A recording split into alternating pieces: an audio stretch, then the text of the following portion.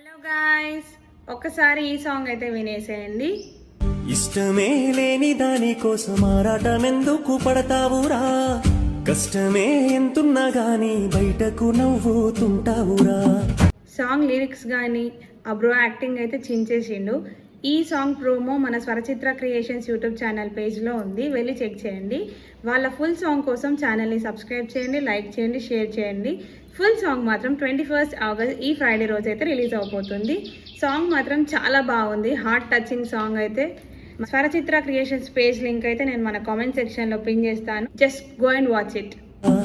స్వచ్ఛమైన ప్రేమ కోసం భూగోళమంతా చుట్టావురా. వెంటరాని తోడు కోసం ఇంకెంత కాలం చూస్తావురా?